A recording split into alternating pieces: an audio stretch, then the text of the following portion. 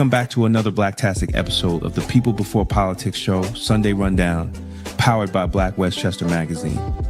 I'm your host, Damon K. Jones, joined by my brother, A.J. Woodson, and bringing that fresh perspective, Larnaz Kinsey. Every Sunday, we pull back the curtain on the issues shaping our families, our cities, and our future, from health and safety to policy and power. It's because our mission is simple. Put the people first, not the politics. It's going to be Blacktastic. Are you ready to put your brand in front of the people who matter? Black Westchester Magazine is your platform. With over 90,000 monthly website readers and more than 250,000 YouTube viewers every month, we give your business unmatched exposure. From email blasts straight to our subscribers, to video commercials, website promotions, and targeted campaigns, we've got the tools to help you connect, engage, and grow.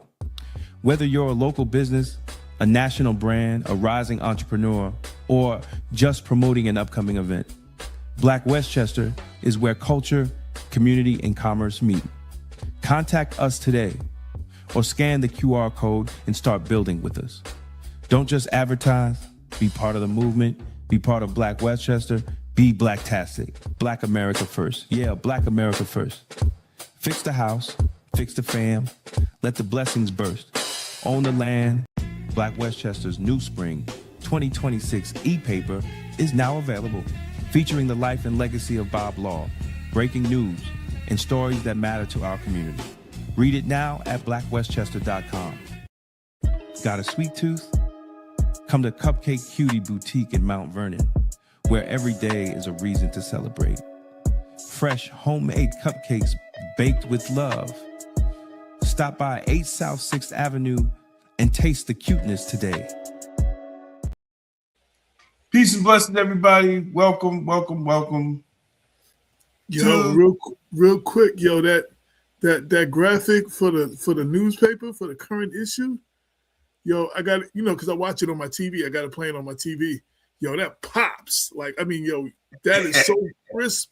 Yo, it's dope. I'm just like, oh, yo, that's dope. That ChatGPT photo, I think, is 2.0 because they have updated their photo system, and it's crazy.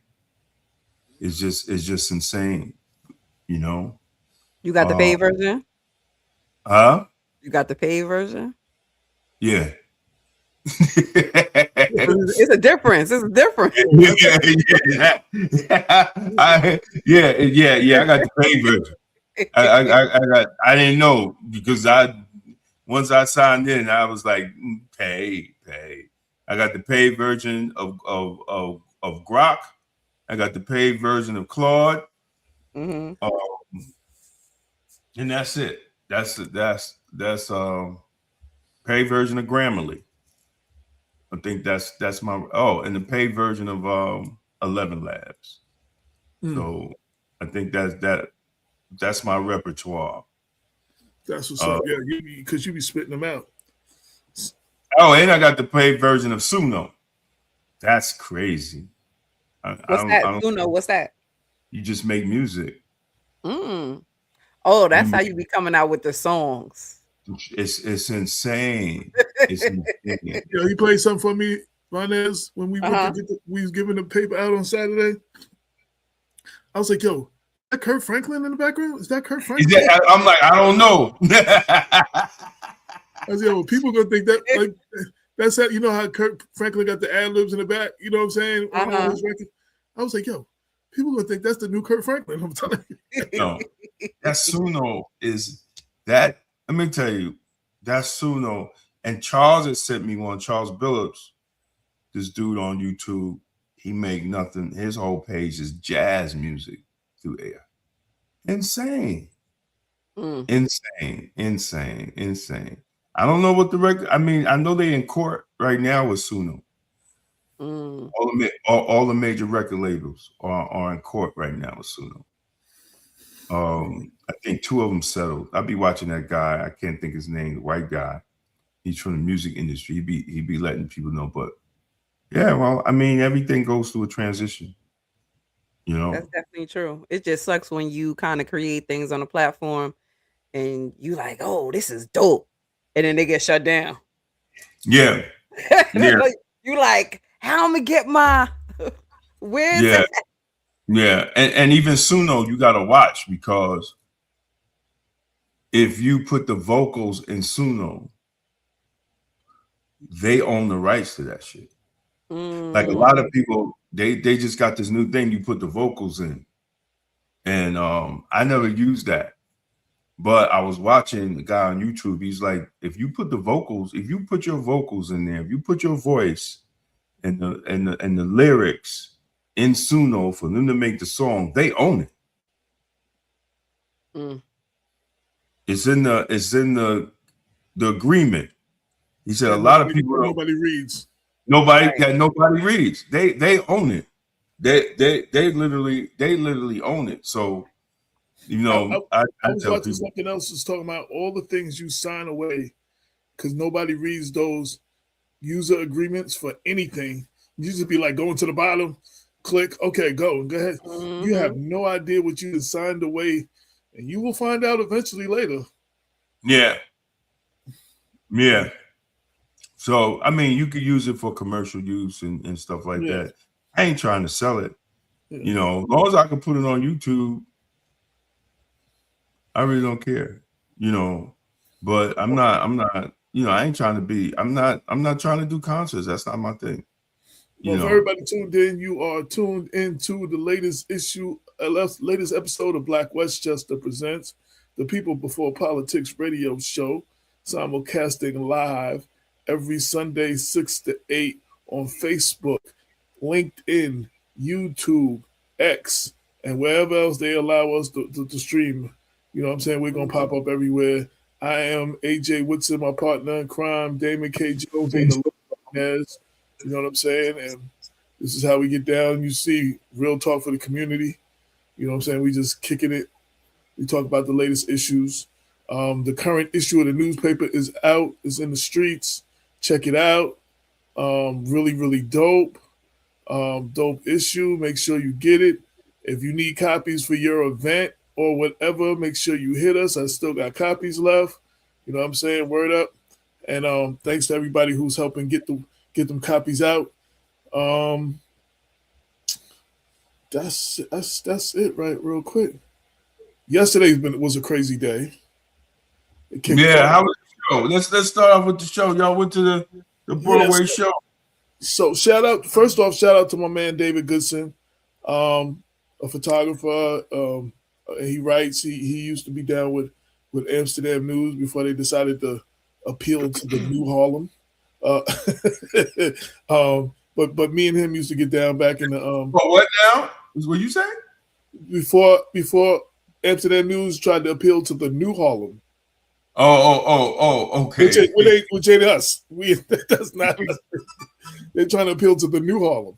So I've known him since the 90s. We used to write his pictures, used to go with a lot of my stories. He's still been in the game, and you know what I'm saying? So he's been giving us a lot of the stuff he's doing, and he turning me on to a lot of the publicists. So the Lehman College one is one that we got in, and the lady who does some of the Broadway plays. This is the first one. So she got us. We went to the joint yesterday, had our tickets, and we were sitting in the orchestra section, not too far from the front. Everything was beautiful.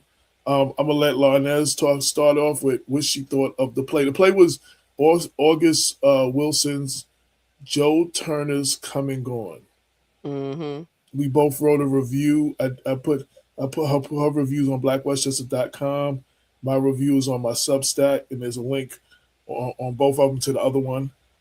So go ahead, Larnez. What you think of the show?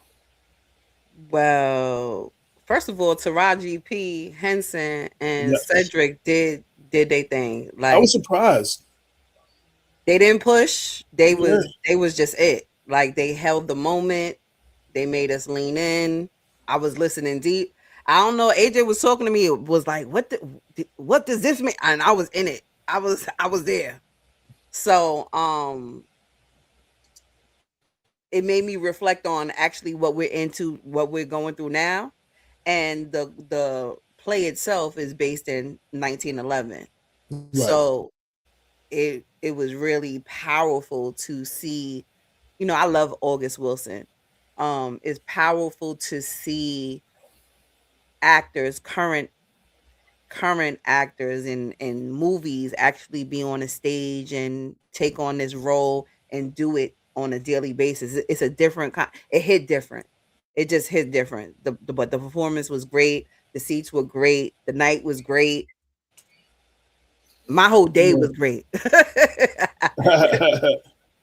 So it was cool, and yeah, there was some things that I didn't catch right away. You know what I'm saying? And then it sunk in a little later. You know what I mean? So it's just like, so we I'll be interviewing the actor Ruben Santiago Hudson one day this week. They didn't give me the day yet, but they pitched him for the interview. So I was like, yo, you know, I was like, what about Taraji and Cedric? And you know, people were saying like, you know, he was the more seasoned actor. You know, they just getting their Broadway chops. I was like, yo, you couldn't tell. Like they really held it down. I was thoroughly Cedric wasn't silly. You know what I'm saying? He wasn't overly funny, but he leaned into his little comedy, but you know what I'm saying, still did it in the setting as it applied. Right. Like, you know, sometimes because sometimes you could just be extra silly just to be extra silly. Like, you know what I'm saying? It wasn't that. Taraji, she held it down. Sounds like you're talking about the 2023. Damn. AI on your phone. My phone just started talking to me. I was just like, yo, it was answering me. It was answering me back about what we was talking about. Well, AJ, I don't know if you noticed when Cedric was going through scenes, right? He always kept his hands moving. Yeah.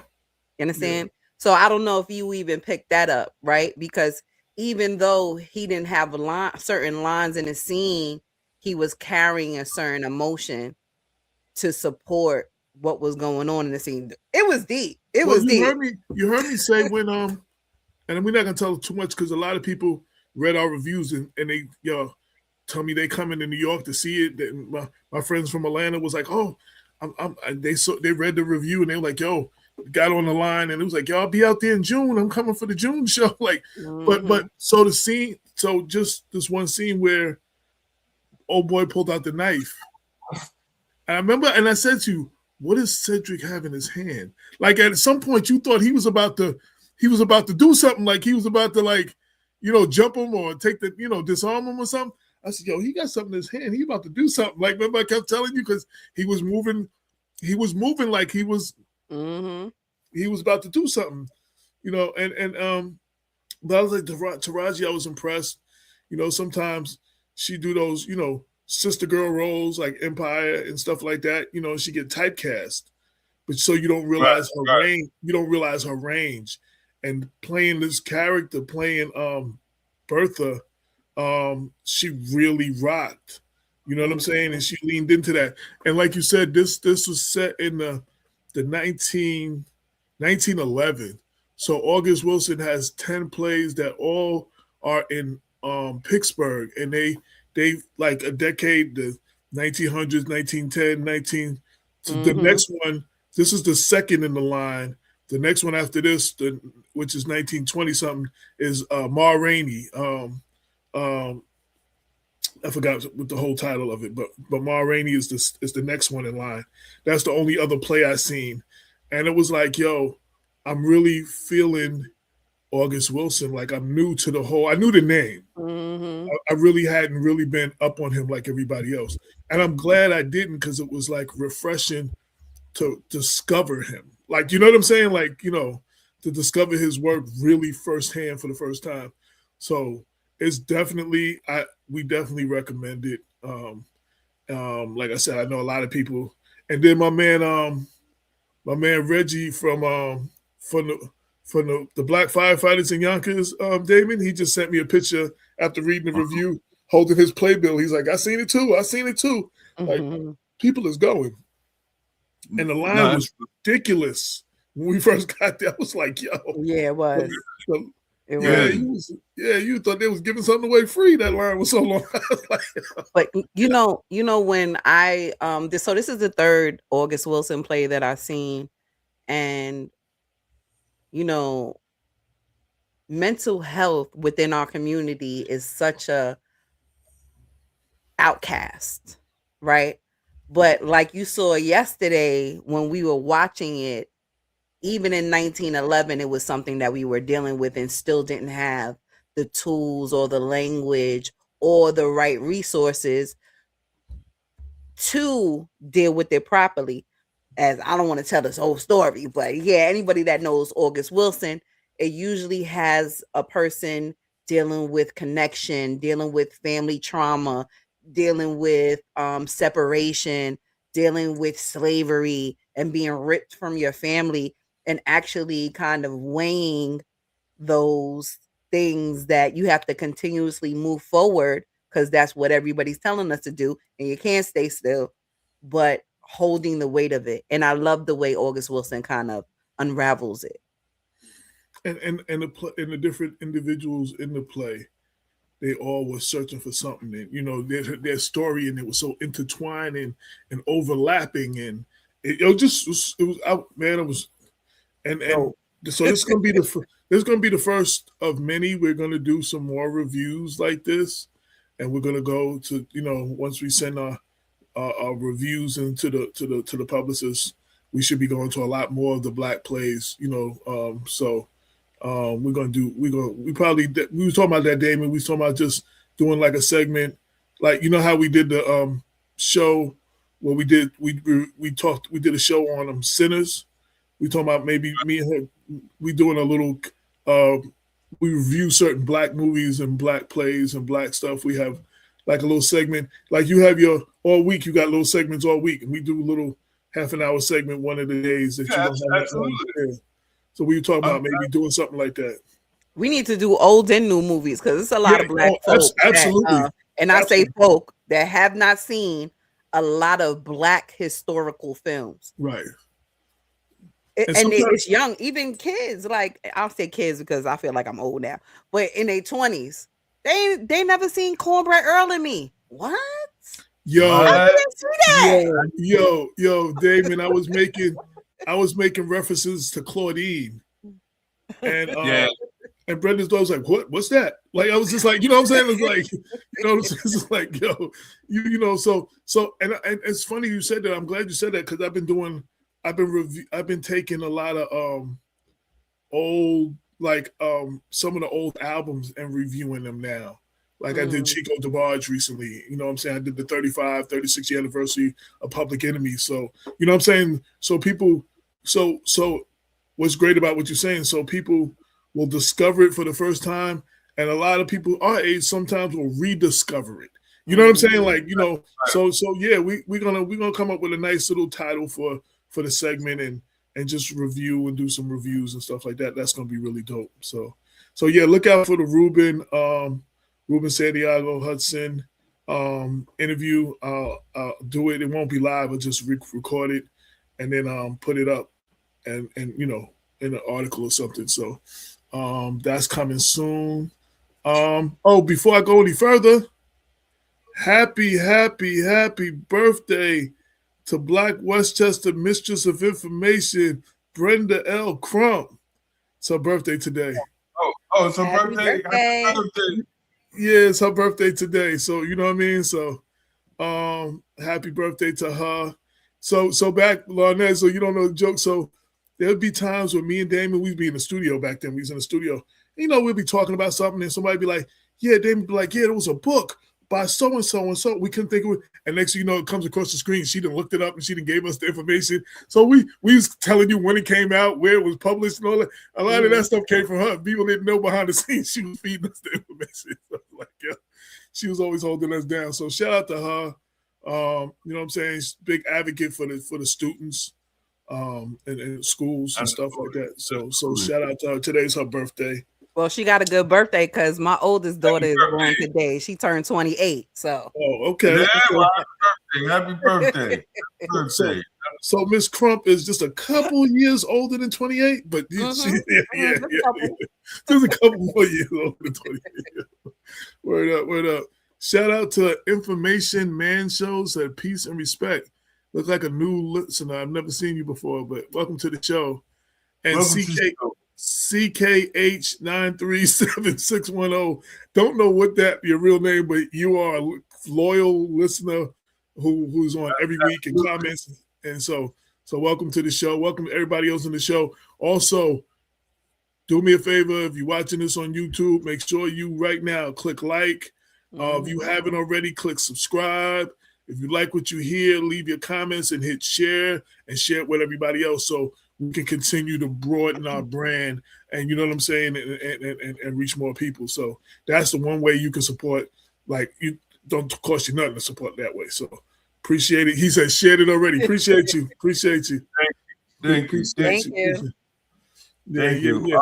So wait, right? Yeah, Lynette's got another article that she just did. Event she went to. I know she was telling me about it ahead of time. You want to spend a few minutes to talk about that?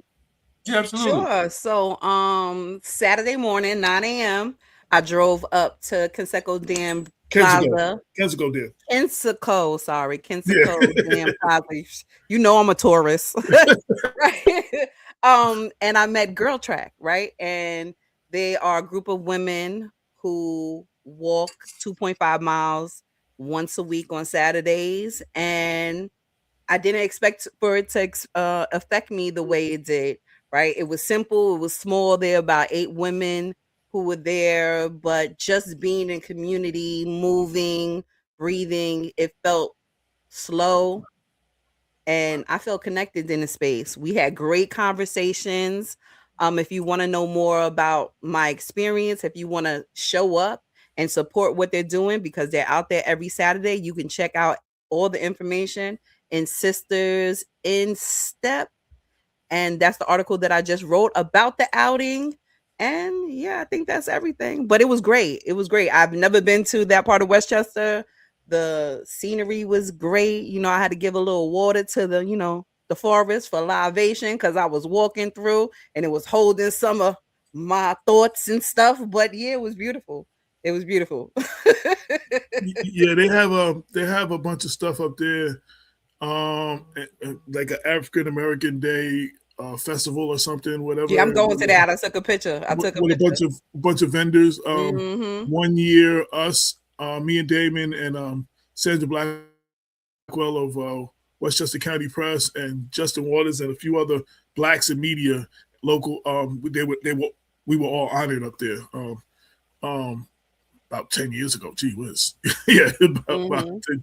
But they do that every year, and then they don't just do the African American. No matter what you are, they have, like a thing for the Irish, a thing for the Italian thing. They have a festival, I think, for all the different groups and stuff. Yeah.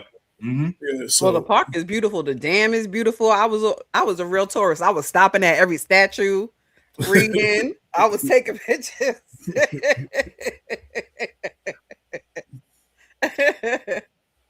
That's what's up. Again, it's beautiful to discover things for the first time, right? Like this discovering it for the first time is a beautiful thing. Mm-hmm. Yeah, Westchester has some nice stuff, man. You just got to go out and find it.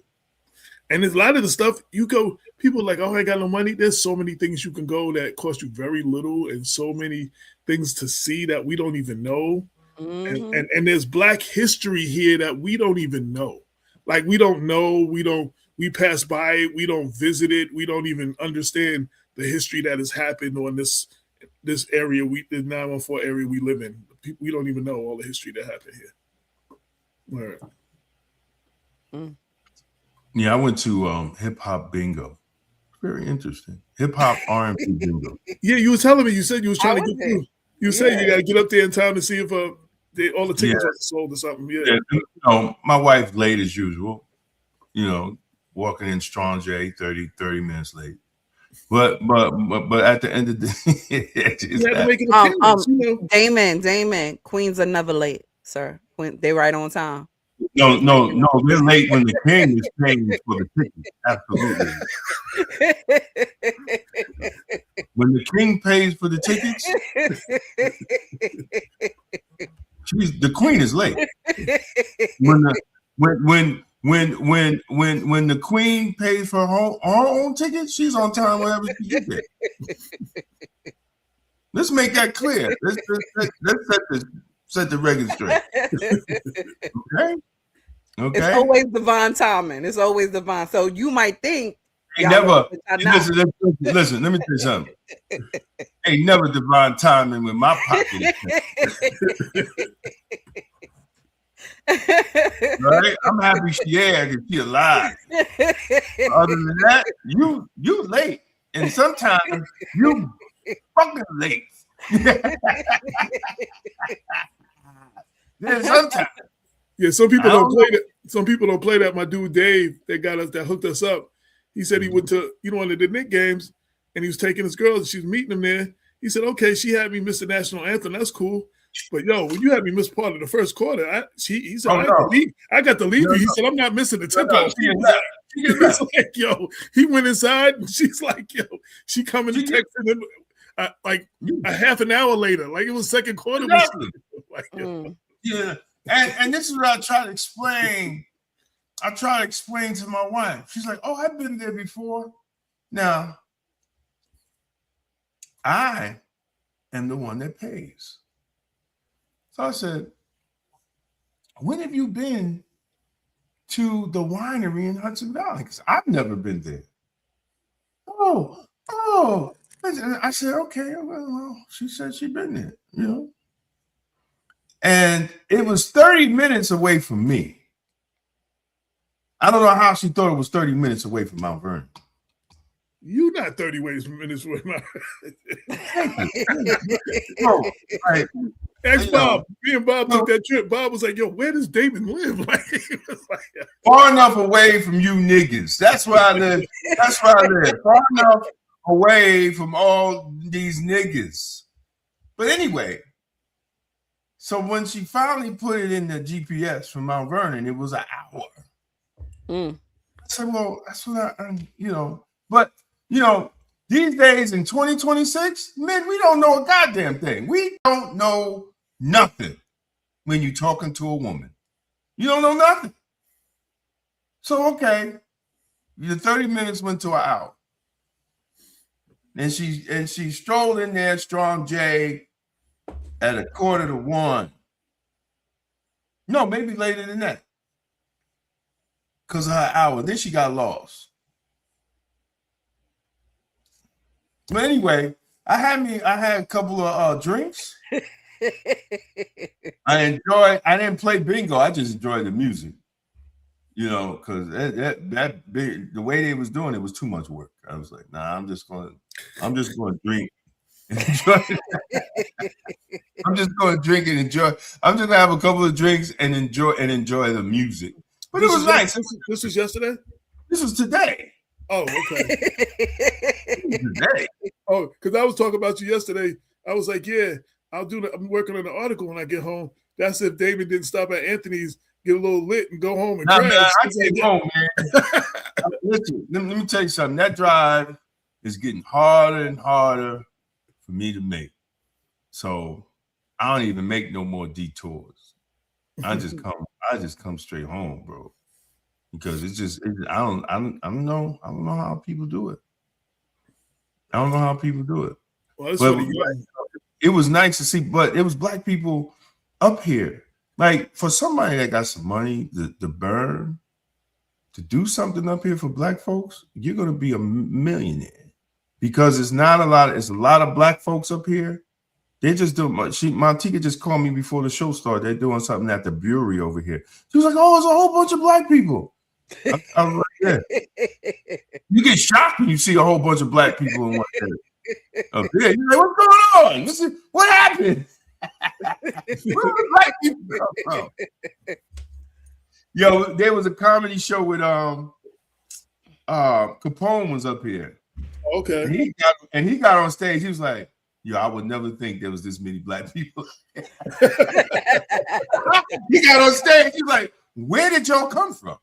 He said, "I done drove like 8 hours to get up here to see all you niggas. This is insane." Like, yo, there's a lot of black people up here, but you know, they work. And by the time you drive that to, especially if you live down in the city, most of my complex work in the city. People that work up here, they work in the city. So that's a 2-hour drive. You coming from Rikers Island and you driving up here, or you're a police officer, by the time you come up here, it's a wrap. You going to bed because you got to get up the next day and drive. My next door neighbor, who just moved up here, just bought the house next door to me, he drives his wife to work. She works in the city. And he just stays down there. I was like, yo, dude, I told him, I said, bro, I'll give you 8 months and you're going to be buying your wife a car. Oh, he drives it because she don't have a car? That's why he does it? Right, because they moved from the city, lived in the Bronx, so they don't have one car. So I said, I told him, I said, I said, first things first, you know, I know you just bought the house. Everybody tight when they buy a house. I said, once you get your money back up, you're gonna need a second car. Mm-hmm. Just to have one on GP, because if one break down, you gotta have a car up here. You gotta have 2 cars up here. That's the religion. Dang. Then that's part of your religion. That's part of your religion. Listen, I be watching some of my man. I be watching some people. I don't know how they do it. There's some people that still catch cabs up here. Nigga said, he said for sure, right? For sure. If you live up here, you better have 2 cars. You better have a hoopty. You better have something. If you got the joint, you better get a hoopty. You better, because you're gonna put in a month. You're gonna put miles on it. Wait, because you're not even Metro North don't even go where you at, right? I haven't figured it out yet. Oh, so they fake go to you. No, I don't know. Like so it goes somewhere near you. You got to get off. It's still a distance. I just don't know how to do it, because I know I met someone that lived up here at a barbecue. She works in the city, and she said she takes the train, but I've never figured it out because I don't want to figure it out. Well, you wasn't a big train person here, so I mean, you wasn't. I know exactly that case in point. We were going to the city. We were going somewhere, Monez, and he was like, "Yo, so I'm just gonna drive to your house, park the car in front of your house. We just gonna Uber from your house." Like, it was like, "Nah, we ain't doing no train." Like, we just gonna park the car in front of your house. We're gonna Uber from your house to the city, and then Uber back, and then come and get my car and go home. He's like, "Yo." Chris Lattimore took me on the train. I was like, "Dude, what are you doing, bro?" What, on Metro North or the subway? Metro North or the subway? Yeah, he even took the subway. He got you on the subway? Man, I was so disgusted and pissed. I was like, Chris, I gotta give you brownie points. I ain't never been able to get David on no subway. Like, I'm just like, what the hell? No, that wasn't even a suggestion. He's sucking me into it because I thought where we was going. Oh, yeah, that is. I looked that up before. That is true. There's a train in Wallkill outside. Yeah, that's where I live at. Yeah. I see the train station. I never see the train. It's just like up here. There's a bus, right? There's like buses. I've never seen one. My friend actually, when we was talking, said, "Dude, I've never seen a public bus up here. No, I've never seen a bus stop. I've never seen a bus stop. Just a regular bus stop with people sitting there waiting on the bus. I've been up here 7 years. I have not seen a bus stop, and I haven't seen a public bus." Then somebody sent me the bus routes. I said, "Well, they ain't running when I'm out here driving around." I ain't never seen nobody standing for a bus stop. Yeah, but 9 times out of 10, if you up there, you just chilling in the house. You ain't really out like that. Yeah, but I go get some food. I go shopping. I go out. I go get my manicure, pedicure. I still don't see on the main joint. I don't see no buses. I don't see no people waiting on the bus stop. I haven't seen anything like that. I just see people driving in cars. That's it. I have no. If you rely on public transportation, this is not the place for you. No. This is not the place for you.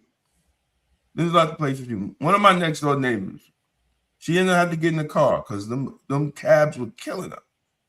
This is not the place for you. You ain't got to worry about nobody hanging out because This is like they're hanging out. They lost. They just this is like Negro fortified, because if you ain't your buses and public transportation, no, people that live like that, they can't live up here. They can't. They can't. They will not survive. And they definitely won't survive in the wintertime if they got to walk to the Walk Hill train station, because the snow up here is no. Forget about it. Now, I don't even come outside for that. Yo, we had to go do something on this, and just a couple of flakes came down. David went outside and a couple of flakes fell. That's all it was. He's like, nah, I can't go. It's snowing. Like, dude, it wasn't even. Nothing even came down. Just a couple of flakes. Like, he was like, nah. I'm not even driving down there. It's snowing. It's snowing down there, so ain't nothing happening down here. He said, I seen a couple of flakes. I'm going back in the house. If it's snow up here, I don't leave the house. When I was working, I didn't leave the house. I watched my daughter, I watched my wife get in the car and drive through the snow and storm. I'm calling in sick. Y'all not seeing me. Yeah, there's been a lot of those nights. I'm like, dude, you calling me? Ain't you supposed to be at work? Oh, nah, man, it started snowing. They know they don't see me when it snows. That's how you protect yourself. No, but also you can do that when you got 30 plus years on the job. You know what I'm saying? Like you ain't a new jack. So they you can do that when you understand the system. Yeah. That's true too. When you mastered the system. I mastered the system for 17. It was 7 when me and my wife got married. That's when I mastered the system. After our wedding, when I fractured my knee, I learned how to master the system, and I mastered the system from then to the day I retired. That's why young people that are watching, even older people that are watching, we have to read and comprehend. Like some people don't even read their policies at work. They take the next person's word for it without reading the policy yourself. Or if you're in a union, read your contract. Don't listen to the next person about what's in the contract. Read it for yourself. We're in the age of technology. You could just get your contract PDF, put it up in the ChatGPT, and it'll tell you how to. Right. Tell me the bullet points. Tell me what I need to know. Yo, because it'll tell you your codes. I'm gonna be honest. When these lawsuits come out, they be like 40, 50 pages. That's what I do. Break it down for me. Give me the bullet points. What do I need to know? And it spits everything out. And it tells you what page is on, so you could then look at that particular paragraph you need to or whatever on your own. Like, all right, but I'm not going to say cheat codes. It'll tell you how to maneuver yourself. Yeah. Because I know an officer that always tried to do something crazy and it always got suspended. I'm like, dude, stop trying to cut corners. Oh, yeah. Just do your job, bro. But, maybe I could do it like this, and then next thing you know, he's suspended for 9 months. I said, I don't know how you're gonna keep your job. I don't know how you're gonna keep your job. But that's neither here nor there. Anyway, for everybody that has been watching, what I wanted to say, how am I gonna say it? Supreme Court ruling. Right? The Supreme Court ruled on they actually ruled on districts. No, gerrymandering, right? Districts. And what we see in social media is that they're saying that they're taking black folks' rights away, their voting rights away. Black people can still vote. Newsflash, we can still vote. There's still going to be candidates that we can vote for. We can still go to the polls and we can still vote. The issue, well, let me play this from this lady. What's her name? She's from New York, and she's the head of the Congressional Black Caucus. Video file. And then we can have a conversation from what she says, because there's some things that's kind of crazy. Good afternoon, everyone, and thank you for joining us. I'm Congresswoman Yvette D. Clarke, Chair of the Congressional Black Caucus for the 119th session of Congress and proud representative of New York's 9th Congressional District, located in Brooklyn, New York. So let's tell the truth, plainly and without apology. American democracy has never been fully formed and has never been equally accessible. Every inch of progress in this country has been fought for, won through struggle, through resistance, and through the courage of people this nation tried to leave behind. We did not become a truly multiracial democracy until the Voting Rights Act of 1965 enforced the 15th Amendment, because Black Americans demanded the right to be seen, heard, and counted. That progress was paid for in blood, in sacrifice, and in unbreakable resolve. And now, 60 years later, we are watching that progress be ripped away. With its decision in Louisiana v. Calais, the Supreme Court has opened the door to a coordinated attack on black voters across this country. This is an outright power grab. It's about silencing black voices, dismantling majority black districts, and rigging the map so that politicians can choose their voters instead of the other way around. We've seen this before. We know exactly what this leads to, and we will not go back. For years, we've sounded the alarm on the Voting Rights Act as the Voting Rights Act was chipped away piece by piece. Today, the consequences are here, and they are dangerous. Let me say this clearly. The legitimacy of this court is in crisis.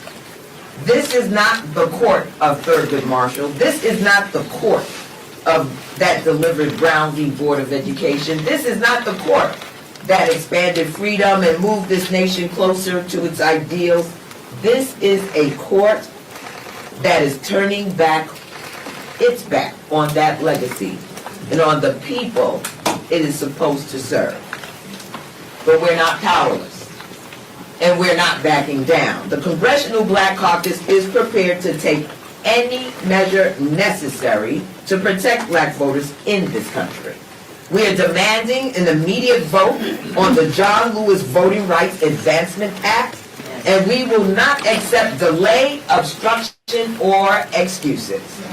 We will and we will go further. We will fight for Supreme Court reform. We will pursue term limits for justices, and we will do what it takes to restore integrity, accountability, and trust, because no institution is above the people it serves. So let me be clear. This fight is not just about black America. It is about the future of American democracy itself. So to anyone who thinks that we will be discouraged, to anyone who believes that we will be silenced. To anyone who hopes we will sit this moment out, you are mistaken. We will organize, we will mobilize, and we will fight. When November comes, as we show up in numbers too big to ignore and too powerful to suppress, we're not going back. We will not be moved, and we will not stop until this democracy works for all of us. We're not going back. Okay. What do y'all think? I'm gonna let y'all speak. That was heavy. That was a lot. Okay, so the court ruled on gerrymandering bipartisan. It ruled on party. Didn't take black folks. So the lawsuit was about race. The court said it wasn't about race. It was about political party. Right? So the black district, they said, was illegal. Because the district was second black district, yeah. Yeah, because it was created not by party, it was created on race. That basically you could gerrymander, right? But you can't gerrymander based on race. You can only gerrymander based on party. Right? This is even when Republican, which he also mentioned. Right. So here's the key. Nobody told black people to be 90% in one party. I'm going to say it again. Nobody told black folks to be 90% in one party. The reason why you're in Democrats is by choice. It's not by race. See, we're in this thing that the Democratic Party is, if you're a Democrat, it means you're black. No, absolutely not. Absolutely not. So that's where we get it from, and that's what they're almost saying, right? Because they haven't taken away your right to vote. They haven't taken away your right to go to the polling places. There's still going to be Democrats and Republicans on the ballot.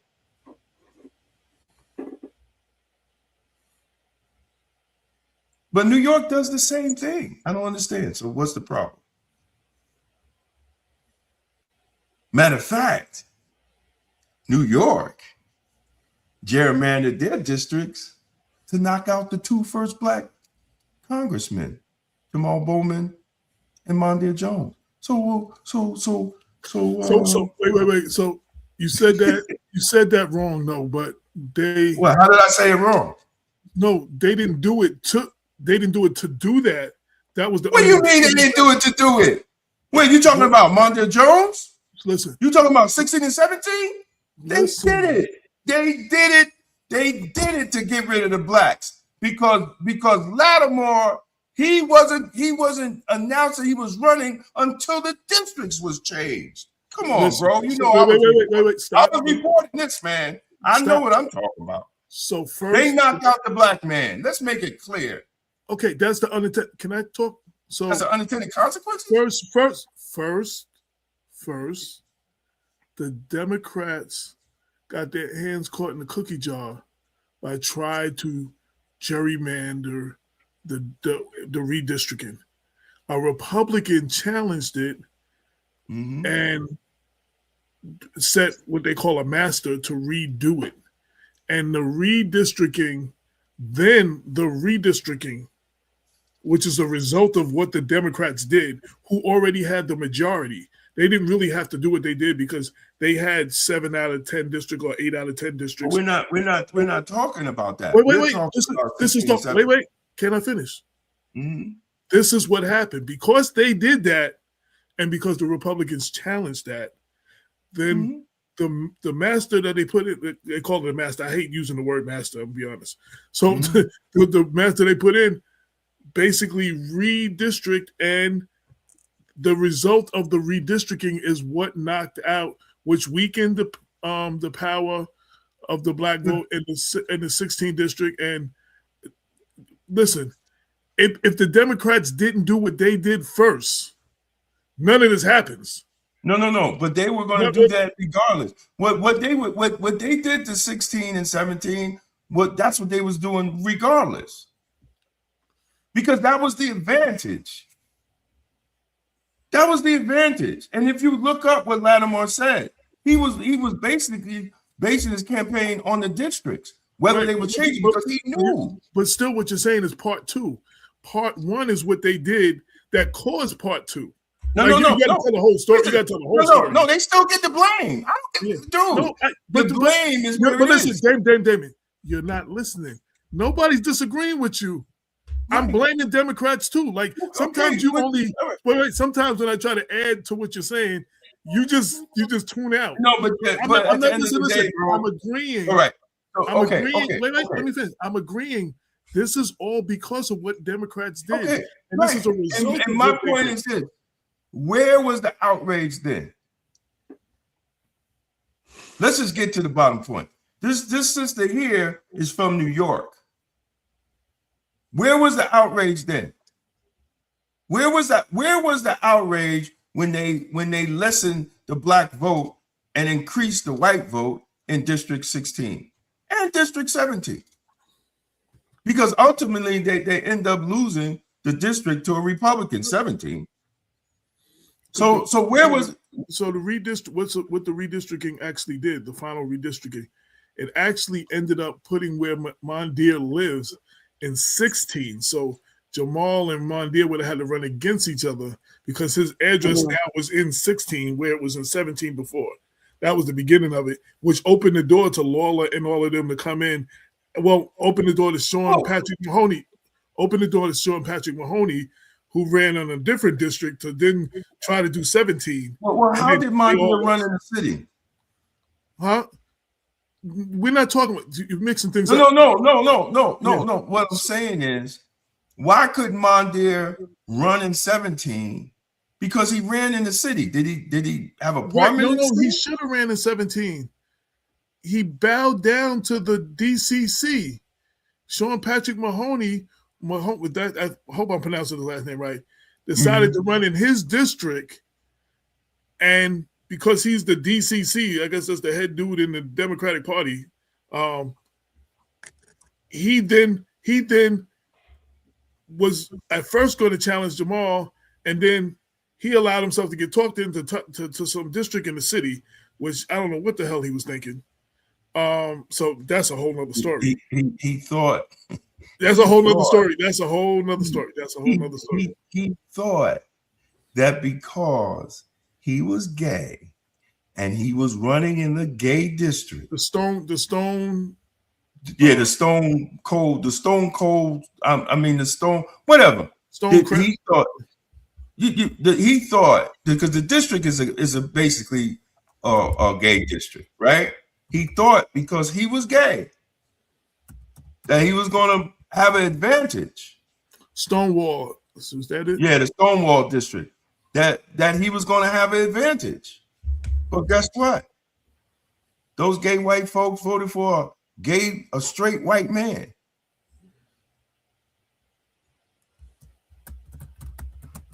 So at the end of so this is what I find weird about these organizations, right? Who lights a fire for you to push forward with certain objectives?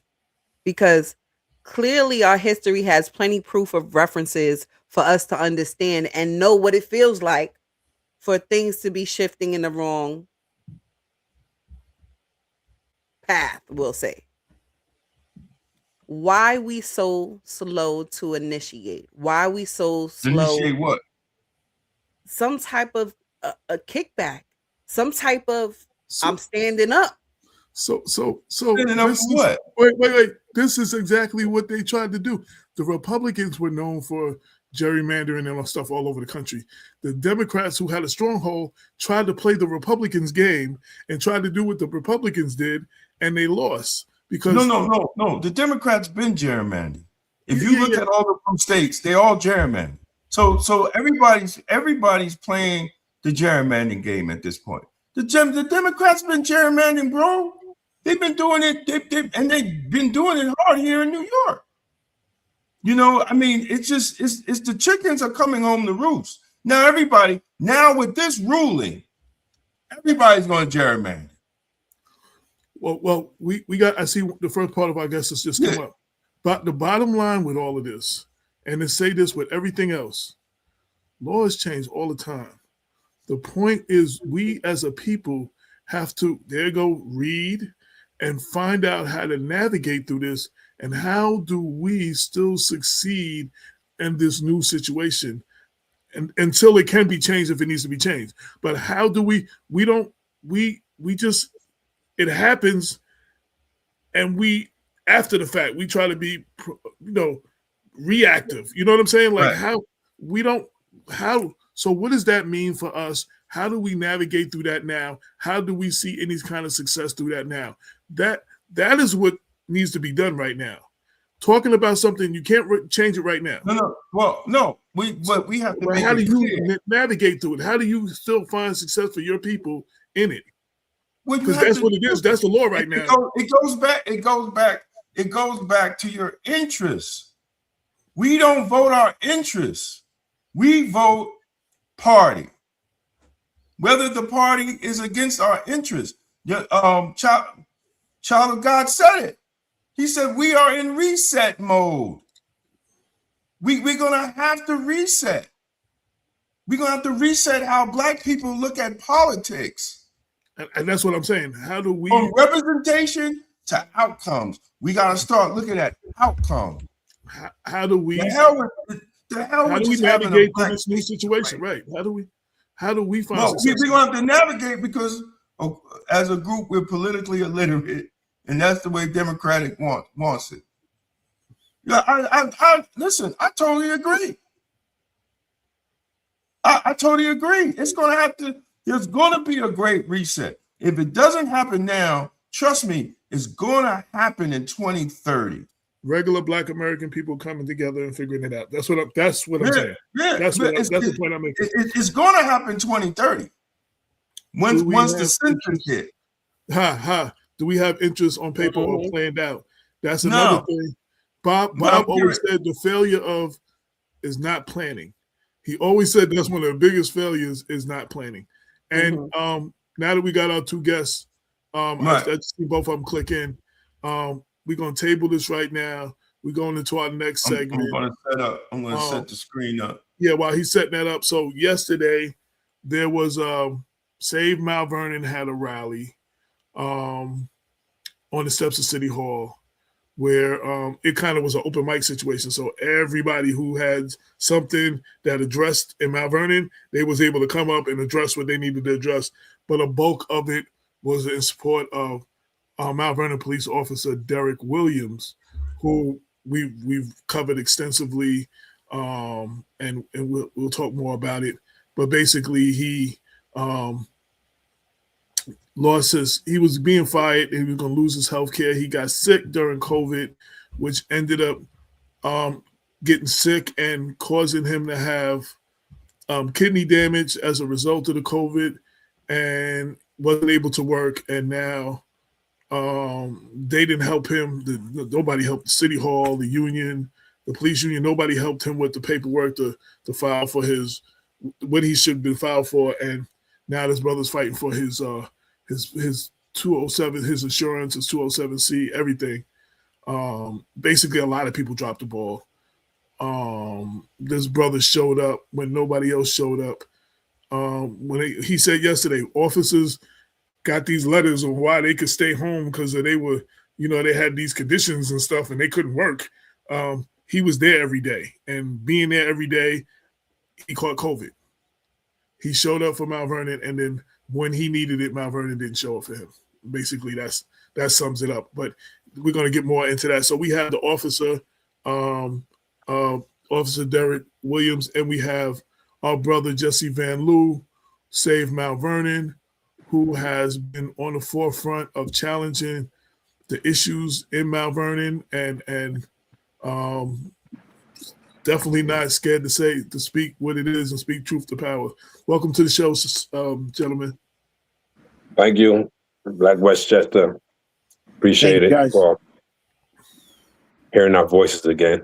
I know they heard it yesterday. Well, they heard the community yesterday, and that's what was needed.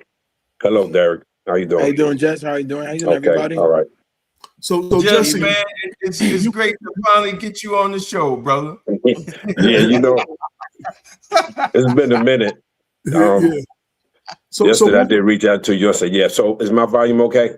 Yeah, your volume Yes, is sir. good. So moving Okay, forward, so- You guys hear me good? yeah, we hear both of y'all. So moving Okay. forward, Jesse, you decided to have this rally yesterday. We hadn't had one in a long time. What inspired that? What did you want to accomplish? What was the reason for the rally? We'll start from there. Well, the reason was involvement, enlighten the community, basically know what's going on. So many people, Facebook politicians that, you know, they think they know everything. Jesse knows everything. I'm throwing people underneath the bus. And no, I'm not. No, what? Come out, take the mic, and understand what we're saying. Mhm. It was time. They've been hearing my voice for the last 3-4 years. I'm putting a spot on y'all now. Come on out and say what's needed to be said. Don't worry about the retaliation, as they call it. Since yesterday, my phone was ringing last night as well as this morning for the reasons why a lot of people couldn't make it, and I accepted it. Moving forward, we're going to move forward, as they know. And it's a problem within the city. You know, they see what's going on. The mayor, city council, they walk around here with blinders on, like they can't see what the hell is going on. So I brought it to a front door of the people's house within City Hall to let the people know we're going to get stronger and the people are going to be more involved to hear our voices and to fight injustices, what's going on within the city. For law enforcement, workers, civilians, it doesn't matter. Change is coming and change is needed. What were some of the issues that you wanted to definitely address and that other people eventually addressed at the thing? Because you had like an open mic thing, so a lot of people were able to come up and address their issues. Yeah, the main one was Derek Williams. 17 years of service, I understand, and then for the mayor to turn her back. Okay, we see in the post what she put on there and said by her family member. We understand that, but to protect and serve, and you turn your back, I had a problem with that. Second thing was we didn't get a chance to talk about the Mount Vernon's building department, which there was some paperwork I'm going to mail tomorrow. I'll be asking for a forensic audit. An audit hasn't been done in there. Let's see what they're going to find and what they're going to come up with. Okay, the parking garages is another one. We're going to ask for a structural engineer to come and survey those parking garages, because if they look at them, the damage I've seen, the pictures that I have, they may shut them down immediately. Someone The talked about taxes that. within the city as well. Somebody spoke yesterday. I don't remember who it was, and said their wife was an architect. Oh, we can't hear you. I can't hear you. Damien's gone. Can you hear me? Everybody can hear me? I can hear you. I can hear Okay. you. So someone spoke yesterday saying that their wife was an architect and has seen what the conditions of the garage was and has forbidden them to park in that garage. I forgot who that was yesterday who made that statement. I forgot, because you got two major garages here. Yeah. And like I said, I waited and waited. And I figured I'd wait till the rally. And when I went in there last week and took the picture seeing it, I wouldn't park in there. I would advise anybody not to park in there. White Plains had a little small area that fell down. They shut it down. Mount Vernon parking garage is deteriorating. Stairs are closed, elevator working, the cracks and the columns. It's miserable. And for the leadership here not to see that, the mayor doesn't park in there. She parks behind City Hall. Right. City Council don't park in there. They park behind City Hall. So we residents, taxpayers, going in there, risking our lives every day, going in there, paying for a ticket or probably to a clerk's office or something like that. It's a shame that they neglected the city and the conditions that it's in. Somebody said they believe it was Axel. I believe it was Axel too, who's the one that made that statement about his wife being an architect. I think that was Axel that said that. I couldn't remember because there were so many people. No, it wasn't Axel. It was David, the guy that was stood there with his wife. Yeah, the guy that stood up. Oh, that's what it was? Okay. Yeah, it was David that said that his wife was an architect. But that leads you to question is, if the parking lots is in these type of conditions, where's the money going? Right? Where's the money allocated to repair? I mean, the last time the parking lots, especially the one on Gramerton, was talked about being repaired is when Andre Wallace has his little 3 months of mayorship. He was the last one that literally talked about and put people over there to start repair. I mean, around the elevator, the area of the elevator and all that. That all was Andre. Yes. Right? That happened when Andre was mayor for the 3 months when all that stuff was starting to get fixed. And it's a shame. Like I told Jesse, man, like I lived there, bro. And I mean, we used to go to City Hall. We used to argue about the taxis being out in front of the building and leaving the grease and the grime and all that. And they got that out. But just to come back and just drive down the street now, that's insane. It's insane. It's like a mess. No. Well, people see it and don't want to say anything. The first thing they say to me is, well, don't throw nobody underneath the bus. Oh, why y'all complaining so much? No, we address issues that are there. And I would say, if you think I'm going to run you over, they say, don't throw nobody underneath the bus. Well, damn it, move the hell out the way, because we coming. That's my motto. These are serious issues within the city that this administration felt they neglect to see them. If I'm in the street every day and I'm riding around, I see them. They see them, but they fail to recognize it. And that's a problem. People are starting to wake up now. They're waking up, and some people are using their voice. We're trying to, like I said, form this group, and they want to use the word as moving forward. With them, we have no choice but to move forward.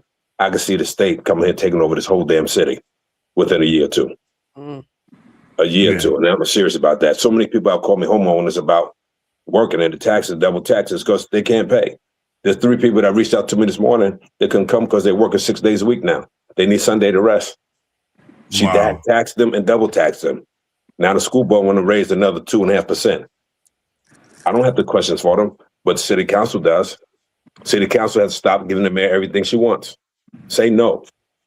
You're supposed to be serving the people, serving us, serving the city. Our best entrance moving forward, and they're not doing it. So 2 years, year and a half, they better have somebody lined to run for mayor. That's what they need to do right now. You really can't see where the money's going. Right. Exactly. All these increases. Yeah. And then they're talking about taxing the city workers that don't live in the city. And that's a big thing. If that pass, that's going to be crazy. Yeah. You got a lot of city workers that's pissed off. I can show you the messages on my phone and you can see. Jesse, don't share this, but you voted for him, right? I'm going to go there. You voted for him. Cookout. Exactly. Exactly. You voted for him. Exactly. You know how this works? Exactly. You get the government that you vote for. Definitely. Elections have consequences. I've been saying this we're going on 12 years with Black Westchester. I've been saying that for 12 years. Elections have consequences. Yes. We vote for, and one of the other things we have to stop doing in Mount Vernon, we vote against someone as opposed to voting for someone. Mm-hmm. Like we felt Ernie had to go, so we voted against Ernie and got Richie. We felt people felt Maureen had to go. We voted against Maureen and ended up with Deborah. We're not paying attention to who we voted for. Right. We only worried about voting against. And see, part of that process is, some people got to go. But then you have to identify and then back the right person as a replacement, because taking them out and putting somebody less qualified in makes the situation worse. So so we don't understand. We don't understand the role we the people have to play in a lot of these situations. And that's one of the things I appreciated what you did yesterday, which is a little different. You were saying that you were putting it on the people. You were like, you have to speak up. You have to share this. You have to say something. You know what I'm saying? And that was kind of the theme of the thing. Like couple people went a little off the rails, but But you're gonna get that when you do an open mic situation. You know what I'm saying? Like, we talking about a couple of things, but one of the main issues was this brother next to you, on the screen next to you. I wanted to give Officer Derek Williams, a chance to speak because you were a main focal point, and for some people whose head has been buried in the sand or under a rock and still does not know what's going on with you, talk about your situation. Well, my situation began in 2020 with the COVID, as everyone know, and I worked tirelessly every day, doubles, triples. They had a sheet of overtime sheet for weeks, and everybody just signed their name, and that's what I was doing to help. And you know, for months I was suffering, swollen limbs, the high blood pressure and so forth. And one supervisor who I told was going on was Chief Sexton, Stephen Sexton. He knew exactly what was going on with me, but I reached out to the PBA once, everything fell apart. My body fell apart. Couldn't come to work, and reached a point where I had to do dialysis, in 2023. It was 3 years after the COVID, and nobody helped.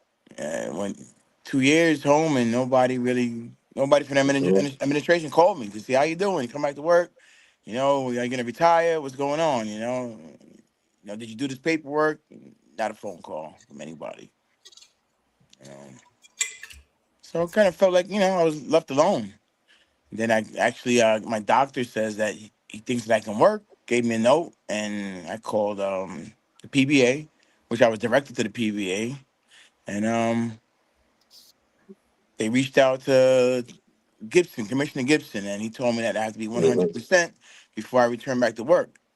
But I didn't know about the Americans with Disability Act and all these different laws that was put in place to protect me from people like Gibson. You know, but so I put my retirement in because I need a kidney. I don't think I had any chance to being 100%. My body is not what it was prior to COVID. So I was waiting for my retirement, and I got a call from the state said, probably in 6 months you might get your retirement. So I went in December of 2025 to inquire about coming back, and I was greeted with the termination letter. Saying, listen, we don't want you anymore. I spoke with Chief Gregory Addison or whatever he is. I don't know. His ranks change weekly over there, but um, and I reached out to him after I got my letter, and we was in the lobby. He kind of sighed and he threw his head back. He has back to me, and he told me, "Let's go outside and talk." And I said to myself, well, I'm anemic, it's freezing outside, but I still willing. I went out to talk to him, and I'm thinking to myself, walking outside, like, why can't I go in his office to have a conversation with him to sit at his desk? It didn't make any sense. So we're outside, and I'm literally begging this guy, let me come back because, if you terminate me, I lose my health insurance, and Medicare only pays 20%. I haven't gotten paid since 2023. Have no salary. Wow. Uh, I wouldn't say I was broke, but I wasn't getting a steady income. Um, and he looks at me he tells me, it sounds like you need a 207C attorney. And then literally I could have break down in tears because I'm like, I need to come back. So I don't care about the money. Just let me keep my health insurance. This is what I need to survive daily. And he didn't care. He didn't care at all.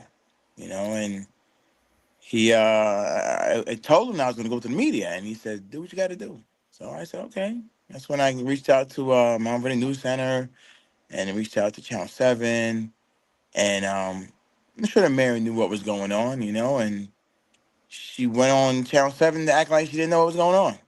As It, usual. it was kind of baffling Amazing. to me, and you know, I don't know if she has it out for me. I don't know.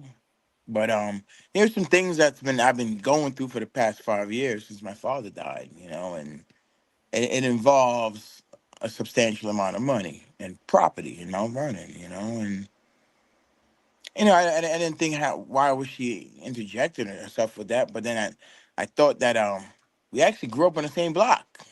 She grew up on Forest Block of South Third Avenue, and so did I. And I'm not sure. I don't know our age difference, but I really don't remember her from the block. But apparently they said she used to live on the block. But I don't know. I was always good with judging people's character from a child, so that's probably why I didn't know her. I don't know. But so You I, you know, know, go ahead. the people who I was in court with are all city officials, but none of them specialize in the field that my sister hired them for, which was odd to me, because it's an estate battle with circus court for 5 years, and none of them had any specialty in estate planning or estate work or surrogates work or anything like that. But it showed in court because both of them lost. Neither one of them are involved in the court case currently. So one of them, she appointed him as a current city court judge. So I was in circus court with a Mount Vernon city court judge, which I thought was very odd, you know. But I don't know what the relationship between the mayor and these lawyers. One of them used to work for City Hall and the mayor, probably currently do. Um, because I don't know people's job title over there, but in his testimony, he said he's a part-time worker for the city of Mount Vernon. So That's crazy. I don't know. I want to clear up something. So I did one of the first times we interviewed you, and I did the story. I followed up with people in City Hall, and one of the things, the narratives that I was hearing, is that there was no proof that your injury was caused by COVID. So I'm always a research person. I looked it up. So one of the effects of COVID-19 can affect your kidneys. It's often causing what they call AKI, acute kidney injury, where kidneys drop functions suddenly. Um, the virus can cause kidney cells damage, promote blood clotting, et cetera, et cetera. And then something else that you mentioned, um, the swelling of legs. Some of the symptoms you can see: the swelling of legs, ankles, feet, shortness of breath, fatigue, et cetera, et cetera. So, long story short, I read that because kidney failure is absolutely one of the potential causes from COVID-19. Now, Yeah. everybody who had COVID doesn't have kidney failure, No. but you know what I'm saying. But it is one of the it is one of the causes of having it. So, and then a couple of people spoke. Former police officer Donnie Moore, and even Damon has talked about some law, and I'll let Damon speak about more of that, where the government filed if officer or first responder gets injured and gets COVID, and whatever happens from that is a line of duty injury. So technically, what happened to you should be classified as a line of duty injury. So you should have been immediately qualified for 207C. And then the other question that I had that I have not really gotten an answer. So if you're a police officer and you're in a situation like this, who do you go to? Ain't So that what the PBA is for? yeah, so I went to the PBA and I went to multiple supervisors, and they all directed me to see Gregory Addison.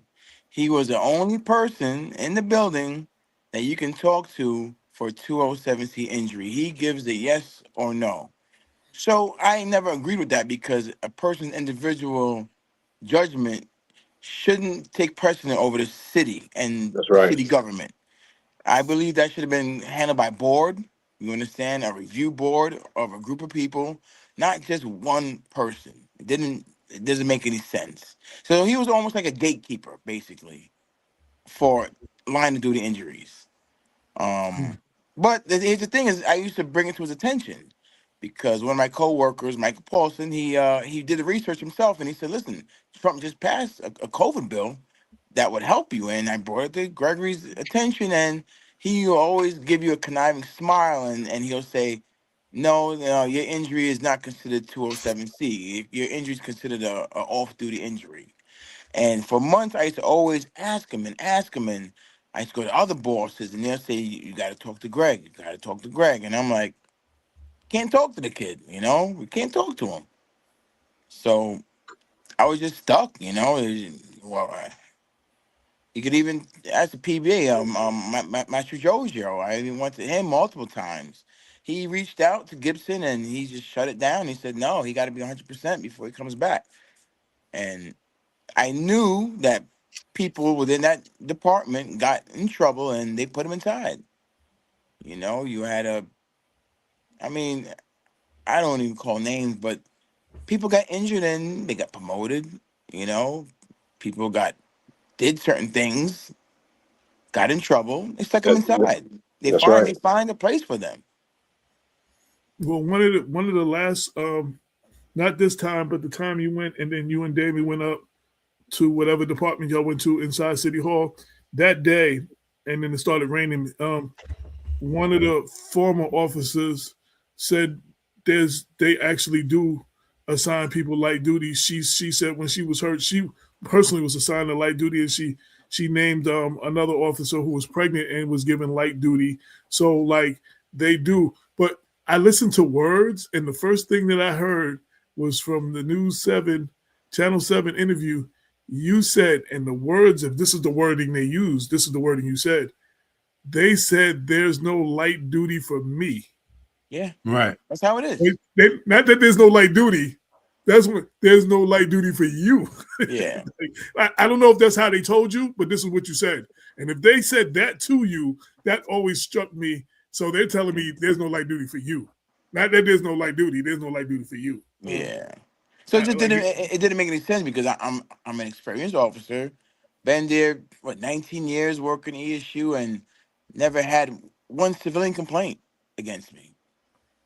So not to say that I can tell you that because I know all the officers who do have complaints against them because I get phone calls, and I ain't never heard of you before this. So I'm gonna be honest, I honestly never heard of you before this incident. So obviously you don't get a lot of complaints because people ain't calling me about you. No, I used to do my job with respect because I respect my father and my family, and I didn't want to do anything to embarrass him. You understand? So, I used to go to work, go home, never cause any problems. And that's part of the reason why when he told me that I can't put in for it, what I'm learning is I should have done it, whether he said yes or no. Right. And when you do that, you are considered a what? An insubordinate officer, correct? Yeah. Mm-hmm. So now I try to listen. Okay, go ahead. Go, keep going. Go ahead. So what I was told so you were turned down for a 207C hearing. Yes. Every person is entitled to a hearing. The Yes. hearing, and then I guess here's the evidence or whatever, and sees if you qualify to be on 207C. You were denied a hearing, from what I understand. Yeah. The like that doesn't mean that they're giving it to you. That just is the chance to prove your case in a setting where it would decide whether you have 207C. How were you denied the hearing? Well, it reached a point where I submitted my report, and like 80 plus days went by. When I returned to the department with Jesse, as you remember, to submit another report to ask for an update. And for 3 months, I didn't get any response from the department. I kept submitting reports and nothing. And you was there, Jesse, when we asked, is Jerry retired? And what did Goldman? Goldman goes, no, he's not. He has to get his 207C. We're working on his back pay. This is what Goldman says. Goldman said that? Goldman said that he actually said that? He actually said that. And then he sent the paper that you didn't qualify for. I got denied. So I wonder who made the decision, because Andre Wallace, the councilman, made the recommendation to the corporation council that you should have your hearing. So we have to sit here and wonder who made the decision. And the mayor is not even going to. The mayor has decided that this issue is put behind her, so she doesn't even want to even address it. But guess what? They just out of the blues made a statement about my retirement. And none of my social media accounts I posted about my kidney issue. Nowhere on my social media accounts I posted about my retirement. So these people are. I feel like I was harassed by them because they're posting about me on online, making all of these claims and statements about me, and I'm not even saying anything about myself. They're saying it about me. Right. And for them to say, I believe in the letter it said it wasn't enough medical information. Bro, you was out for 2 years. You wasn't getting paid. You was out for COVID for 30 days. You had to call in every day. Like, that's how. I don't know if people understand how law enforcement agencies work. We just don't stay home. Every day you got to call in. Mm-hmm. Yes. And you got to stay in the house for the 8 hours, and they're able to send home checks. Right. I was hoping they was going to come by to check on me because I was feeling depressed. And they didn't even check on you. And this is insane, man. Yeah, and she needs somebody she would call doesn't me. want to, At least remember me, you know what I'm saying? But nobody called. and she doesn't even want to actually address it. And which is sad, which is really sad. And brother, we just got to keep fighting the fight and keep letting especially the Mount Vernon people know what they did to you. But to let them know what kind of government they have. It's not just me. You got a Brianna Mecca. You got Elias Reyes. All these guys got hurt while they were working, and the job treated them like garbage. Wow. Even with me, 3 years of salary, along with Mecca, a whole year's salary that the city collected taxes for, right? Because we are a number, as what the Right. mayor claims us as being a That's number, right? What did you do with our salary if we didn't get it? Where did it go? Right, exactly. So did you put it in your raise? I mean, what did you do? Since we talked about a statement, so I pulled up the statement. I'm going to read it, so at least what was said could be said, and we can address it on the other end. Statement from Mount Vernon, City of Mount Vernon. This was posted on CMV-NY page 3 days ago. The City of Mount Vernon confirms that Officer Derek Williams has officially retired as of April 2026, following the extension of benefits approved by the mayor last December. This concludes the city's involvement in this matter related to his request for an extension to be able to retire. We thank him for his service and extend our best wishes to him and his family. At this time, any further inquiries should be directed to Mr. Williams' legal representative. So, if you want to address that, that's what statement that went out 3 days ago. Listen, it is a fact that I retired, and I put my retirement in because I was afraid of losing my health insurance, and if they didn't want to take you back, Father taught me don't go where you're not wanted, because only Lord knows what they would have did to me if I would have came back. Right. So retirement means you get. So when you retire, you get part of your pension. Only a portion of it. A normal retirement is 50% of your top years that you earn. Being that they let me stay home for 3 years, so now I have a total of 19 plus years on, and I just retired in April, and now I've had a total of 19 years on the job. 3 years without pay, and they collected taxes for my salary. And if I didn't get it, I mean, what'd you do with it? What's on when? Wait, what do you mean? What do you mean? Wait. What do you mean they collected taxes on your salary? Explain that. Because the city has a certain amount of officers that they can collect taxes for. Apparently, as the mayor said, that she shorted, she removed some positions because why would you collect taxes for those amount of cops, and you're not paying it to anyone. But I'm sure my name was there and I was on the roster, but I didn't get my salary for some odd reason.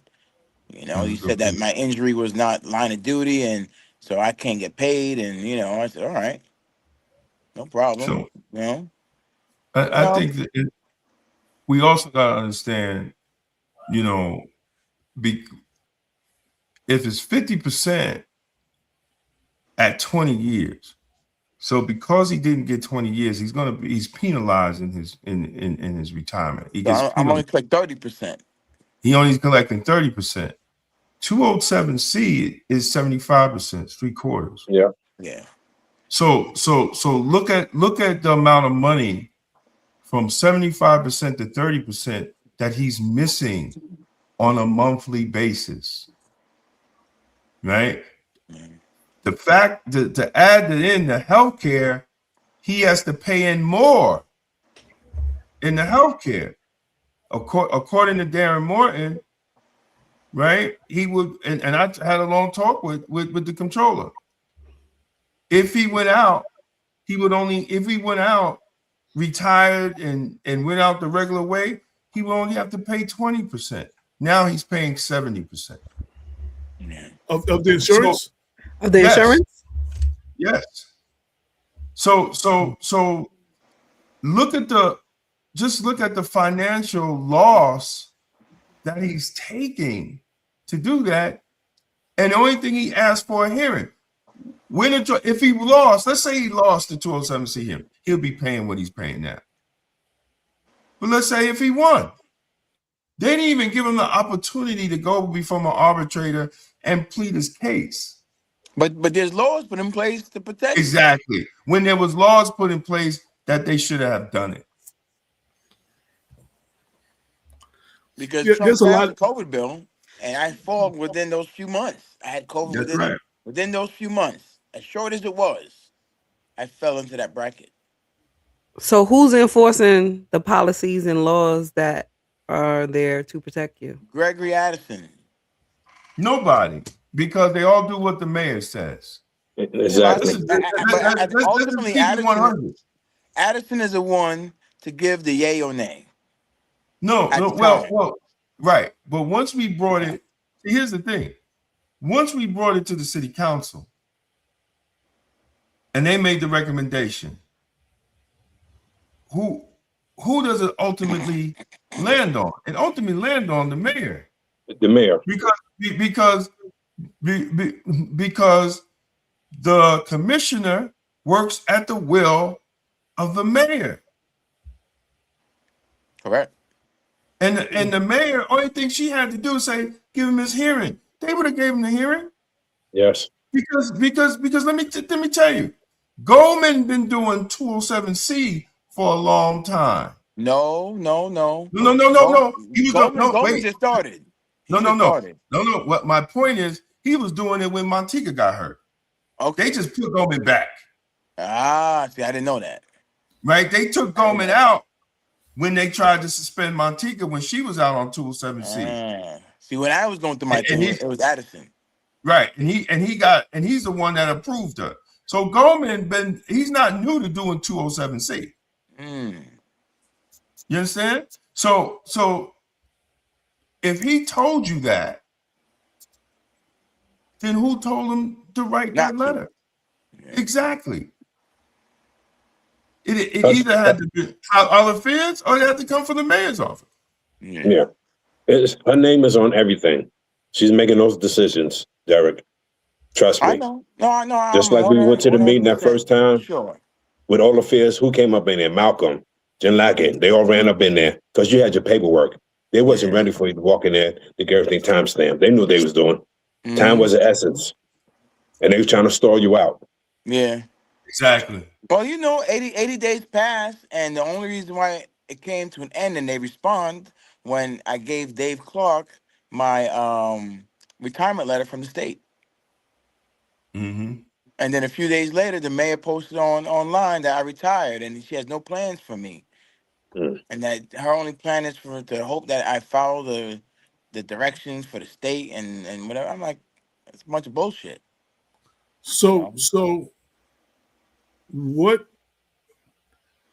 can be done, and what's the plan from here forward? What are you trying to still accomplish? What are you So, trying to do? so when I was outside talking to Gregory Addison, he said that I have 1 year to pull my retirement. That's what he told me. So, Yeah, I want you to do. know. I want to know if I'm able to pull my retirement and return back to work, or give me my 207C. You know, Would he need that in writing? If he I said No, don't that, no, know. would no, you? no, no. That's state law. He State has, law. Okay. yeah. You No, he got has 1 a year to year. come back to But work. you gotta get it. But the thing is, we gotta follow legal procedure because of the fact that they don't need to pull your retirement and they ain't giving you no hearing. But Right. my You only, understand? my only, my only worry is that the state deemed me disabled, but nobody said. No. Well, you would be deemed disabled anyway if you won your But my thing is, 207. nobody sent me to a doctor, the And job, or the and state. that exactly. And that's the most crazy thing. Nobody sent you. No, nobody sent you for a job. I didn't go You to know. no IME doctor, No, no no, DE doctor, somebody just nothing. did the paperwork as a favor to the city, Yeah. right? That's all that happened. I'm sorry, And because if you I'm sorry, we've seen, okay, so we've seen this city. I personally have covered a story or two. The city does what it wants to do ain't for who it wants to do. Because there was a prominent worker for the city who retired, and then he got put back on, and then he got his 207C and then retired again. mm-hmm. And his situation was way worse than your situation. There was some criminal stuff involved and all that. But we've That's seen right. the city move for a person it wanted to move for. Different administration, you know what I'm saying? Different, but still the city. And we've seen the city move for other people.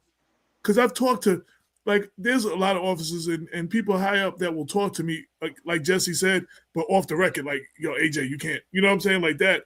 And it's like, this city has a history of, if it's one of their people that they want to protect, that they want to do something for, they will do it. And my whole thing was, since I've been covering this story, the bottom line is everybody dropped the ball, including you, because there was things you should have done. Everybody dropped the ball. The PBA that didn't have your back. No, your superiors didn't have your back. City Hall didn't have your back. Everyone dropped the ball.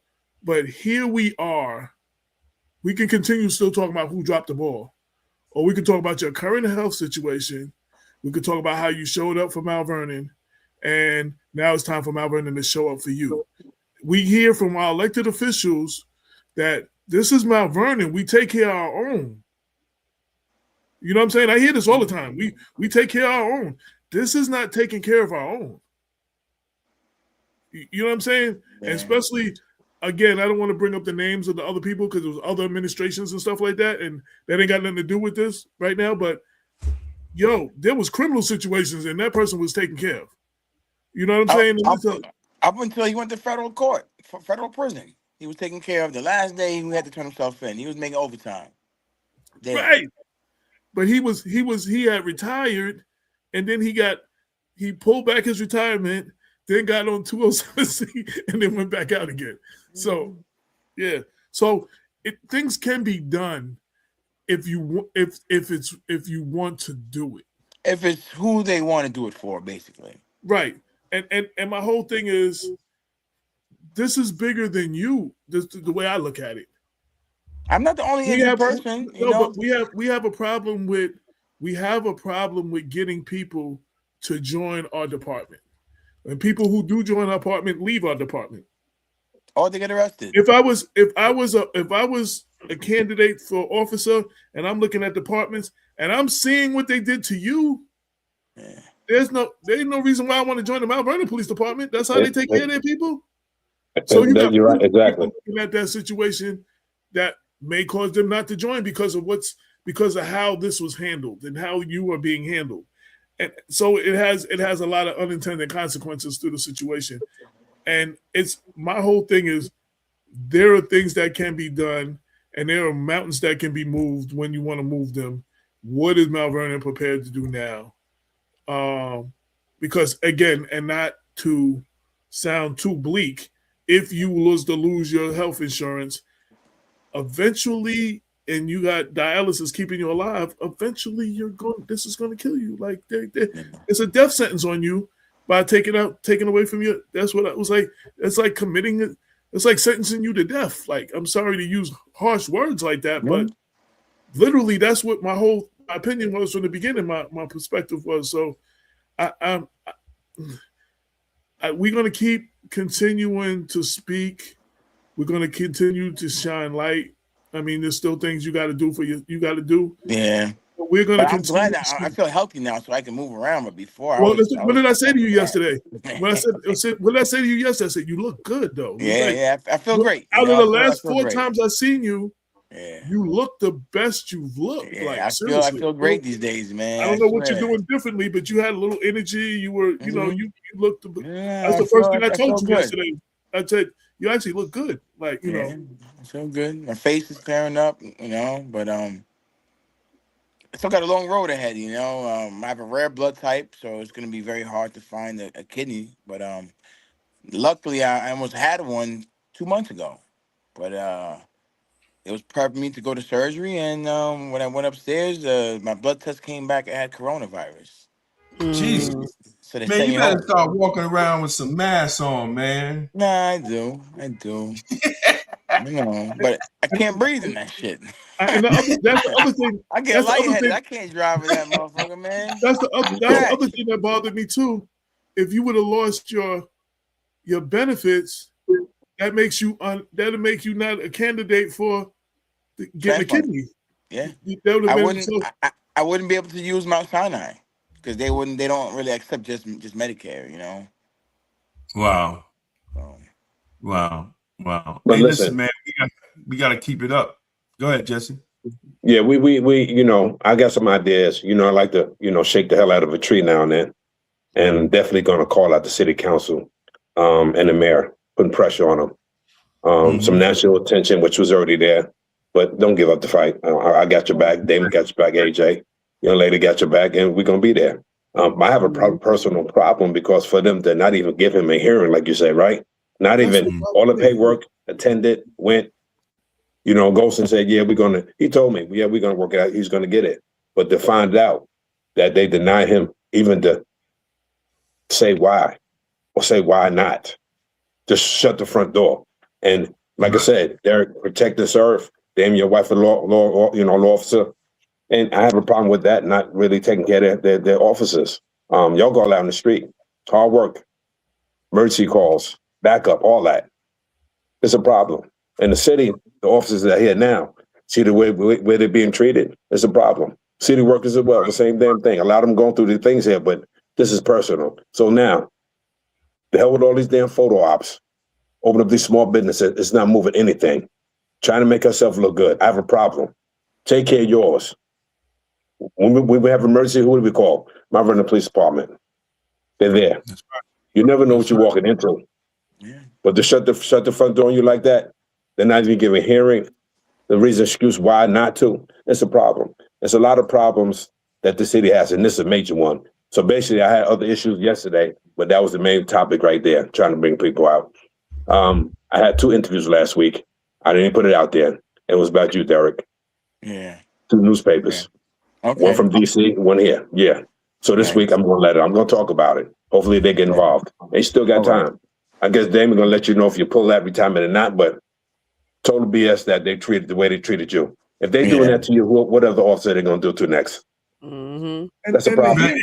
The hearing thing bothers me because the way they say you can't win a hearing anyway, if I felt that way, I would give you a hearing and let you lose. At least it'd be like, we gave you a hearing and you lost. Now that makes my case. You know what I'm saying? Like if I felt that way, but not giving you a hearing there's a couple of things this brings up. You said something and sparked something else in me. You said something about, so what happened to your salary that you didn't get paid? Where did that go? Me and Damon have been saying the budget every year budgeted for, I forgot, X amount of officers. We never have that many officers. What happens to that salary? That budgeted money for those officers. Where did that money go? Yeah. Why can't we hire more officers? Like, we keep hearing all these reasons. It's budgeted for that. So you're taking that money and applying it somewhere else. Probably a raise, 40% raise. I don't know.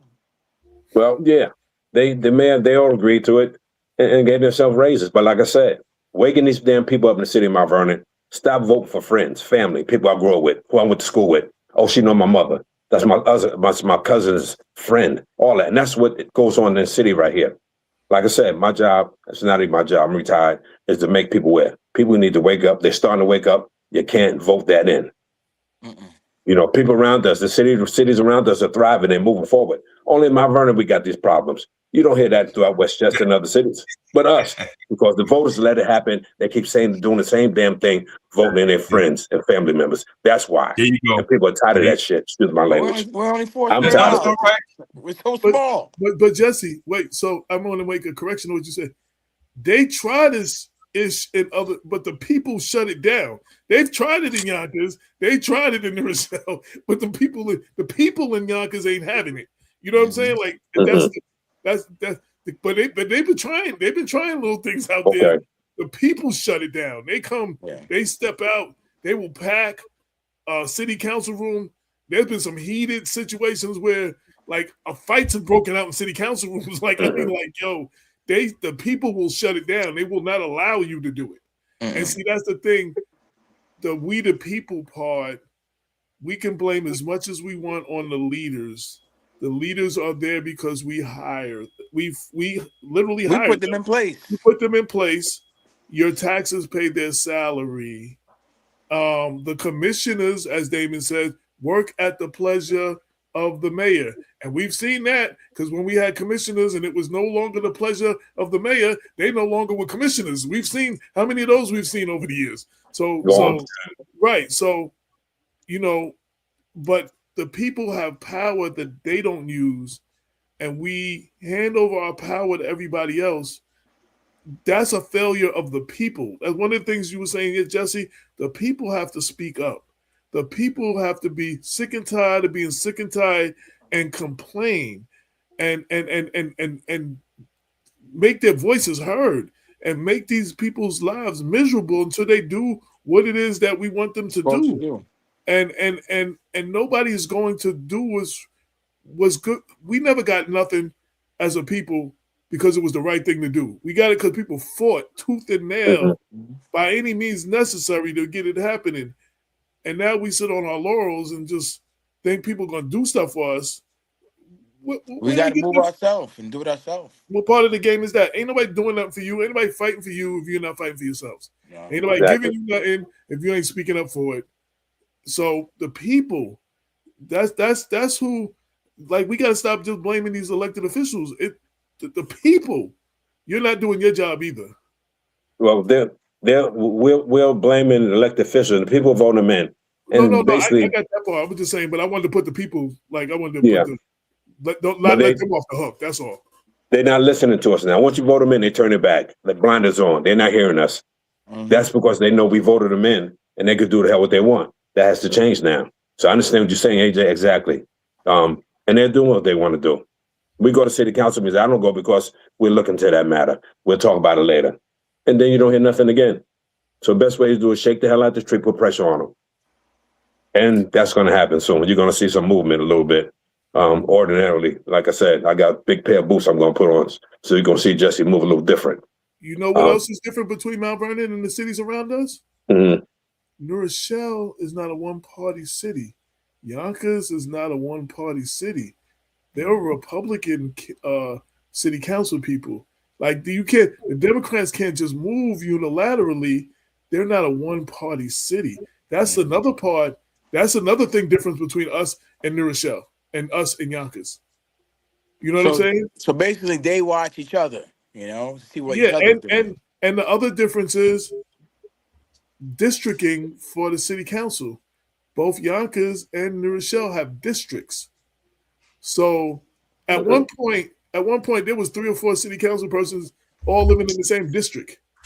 If we had districting, only one of them could win. Like you'd have to have one person from each district. You know what I'm saying? Like in the district that they're running for, they know what goes on in that district. That they check on them people. You wouldn't have to go to the whole city council. You go to the person that's in your district. You know what I'm saying? Who's supposed to represent you. And New Rochelle has that, and Yonkers has that.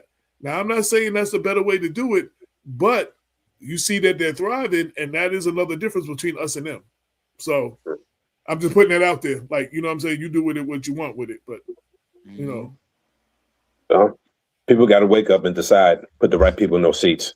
Like I said, again, they reach out to me and, you know, you got to stop throwing a man underneath the bus. No, it's not that. Oh, she's the first black female. No, race has nothing to do with it. Once you control that seat or you get voted in and you elect official, we should be able to definitely respect you, but address you. Assemble and protest. All that. It comes with the job. There ain't no free passes. There's no free pass anymore. Give you a break. We gave you 4 years. 4 years of what? Nothing. I haven't seen no improvements. Everything is closing in Mount Vernon.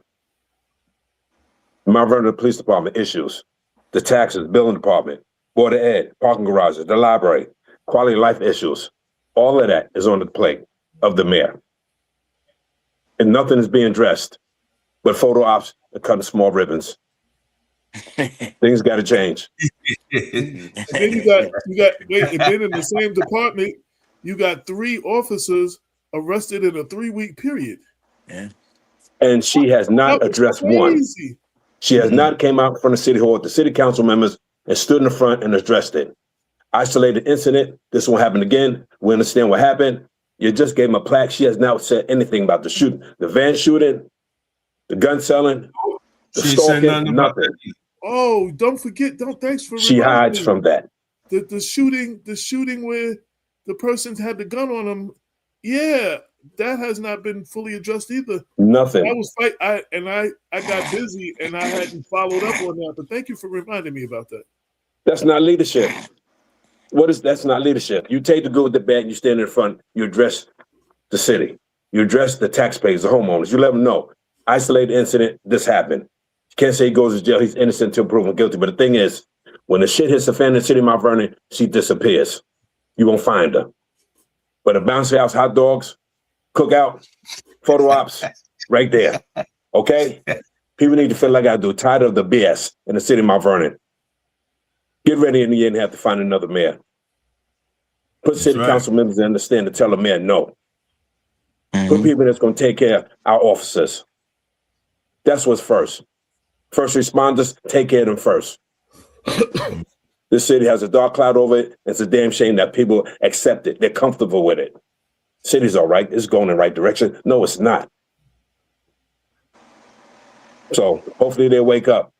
People reach and say they couldn't make it yesterday. I understand. I'm giving them a pass.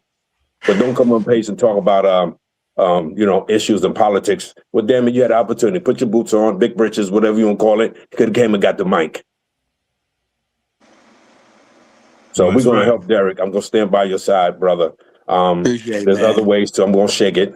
I may be other place outside of Mount Vernon and shaking the damn tree to put pressure on the city council and the mayor that they dropped the ball. Because I wasn't ready to retire, I'll be honest with you. I still feel strong, you know? Is there any, for right now, for this show, as we come to the close of the show, is there any last words you want to say to the people? How they can help or what they can do to assist you or anything? Any last words you want to say to the people? Listen, man, just pay attention and listen to the story, you know, and the different parts of the story of what's about to transpire, you know. Right. You know, I've been in Mount Vernon my whole life. Staple, Mount Vernon Avenue, 3rd Avenue. You know, everybody knows me over there. So, you know, I'm looking for to be fair. You know, I'm not asking for anything more or anything less than what I deserve, what I earn. Right. You know, all the times when I came to work and I got the comp time, all that I used all that. All that is gone. You know, and you know, which it shouldn't have been. Right. But we're gonna make it work, man. Definitely. We're gonna make it work. But I want to thank y'all brothers for coming on, man. I want to thank y'all brothers for giving the time. Jesse, I want to thank you for doing the work that you've been doing in Mount Vernon, holding people accountable and keeping people informed. Yes, thank you. Yes. Yeah. Thank you, Derek, Black West. we're gonna still fight. Thank you, my brother, man. Man. Honestly, if it wasn't for you guys, I would have gave up a long time ago. I was ready to give up, man. You just go in the corner and hope I make it. Yo, I like don't know to thank who. all you guys, man. I don't know who gave out these T-shirts yesterday, but I finally looked at what it said on it. The front of it says "Make Mount Vernon Great Again." The back part says "Make City Hall Great Again." I don't know who gave these shirts out yesterday. I actually made them. Oh, okay. Right. Matter of fact, you gave me because they said you got my size. You handed me one. Yeah. I was like, but I didn't read it until today. I was like, oh, okay. So I was like, yo. So Mount Vernon is a jewel, but right now it needs to be polished. It's a little dull, right. You know? Yeah. Right. Definitely. We're going to continue shedding light on the situation like we do. That's what we do. And, ultimately, the listeners, the residents, they got to make their own mind up. And Jesse, you keep doing what you're doing. Like, appreciate y'all. What I did notice yesterday, unlike a lot of the other ones, there were a lot of groups that showed up. Like a lot. Yeah, look what you get in the back. Some of them, maybe questionable, but we still getting more of these civic type groups and stuff. How you doing? Okay. Yeah, these civic groups and stuff, and more people are trying to come out different ways now. So, you're inspiring a lot of people. So, yeah, they say keep hope alive, and that's what we got to do. Like I said, I'm there for all the issues, and to make Mount Vernon a better city, as they say, moving forward, we move back. But people come together, understand. Don't take my words as an insult. Take my words as a movement, encouragement to make y'all come out and make Mount Vernon like New Rochelle, Yonkers on the rise, White Plains, Scarsdale, all them cities. We losing. Yeah, my chicken said good luck. All right. He's like, good luck. I heard that. That's right. Yeah. So, but hey, man, we're gonna listen, man. We're gonna do it. We're gonna do it. But I'd like to send a thank you to Ms. Parker in City Hall, Human Resources. She was a great help to me, and she showed a lot of compassion to me, and just want to say thank you to her. Yeah, because once people know, you can't unknow, and if you have a moral compass, right, you're gonna do right. Like I don't understand why there's no moral compass in Mount Vernon. Like I really don't understand. And like AJ, like where the hell are the pastors? Like they don't say anything. They don't say anything. And let me tell you something. All the pastors, and I said this yesterday, and I'm saying today, there's a lot of good pastors in Mount Vernon. There's over 300 houses of worship in a 4x4 square mile. 300. Now there's good pastors, but the ones that want to be in photo ops, that always want to be around the mayor, that always want to be, you saying where is your moral compass with the elected officials? Because see, everybody should be outraged on what happened to Derek Williams because of the fact that he's born and raised in Mount Vernon. He's a police officer in Mount Vernon, and he's literally given his life to Mount Vernon. And these pastors they just stay silent. And I'm not talking about the ones that don't get into politics. I'm talking about the ones that's always in the mayor's face and always doing something about politics. Y'all say nothing. Oh, they'll tell you who to vote for, D. Right? Exactly. But they quit to tell somebody to vote for somebody. Exactly. Yep. And it's the ones that they're telling people to vote for is doing the people dirty. So what Jesus are you following? Mm-hmm. You can't even pick out someone with moral character. Yeah. What Jesus are you following? And then when they got a problem, they talking about they working behind closed doors. No. The only person that went behind closed doors was Nicodemus to Jesus, because he didn't want anybody to know that he was following Jesus. That's right.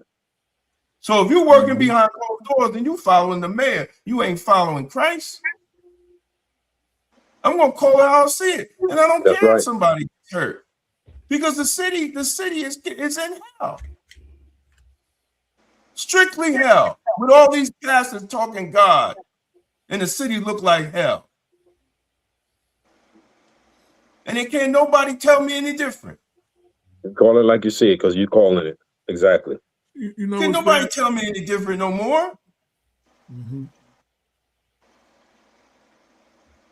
You know, but yet, yo, dude, I'm disgusted. I'm literally disgusted. And some of them, I don't care if they don't talk to me. You ain't gotta talk to me. Mm-hmm. You ain't gotta be my friend anymore. Like straight music. At this point, I watched like almost a decade of this craziness. Mm-hmm. Oh well, he ain't from Mount Vernon. Well, sometimes I'm glad, because Mount Vernon people treat Mount Vernon people like The worst. Yep. I've never seen anything like it before. Everybody went to the same high school. Everybody hung out at the same park. Everybody knows everybody. Some people are first and second and third cousins of each other, and y'all still treat each other like shit. Yep. Never seen anything like it in my life.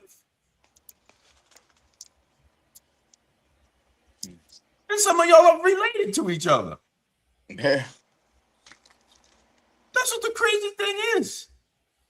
Third, fourth cousins and all this, and y'all treat each other like shit. Y'all done grew up with each other, but still treat each other like shit. Yep. The man was up the street, grew around. How do you do somebody like that you grew up with? On the same block. On the same block. How do you do that? I don't know, man. There's going to be a reckoning. There's going to be a reckoning for a lot of these pastors, bro. There's going to be a reckoning for this city. Straight music. It's going to be a reckoning sooner or later. Especially those that run around playing with God. Huh?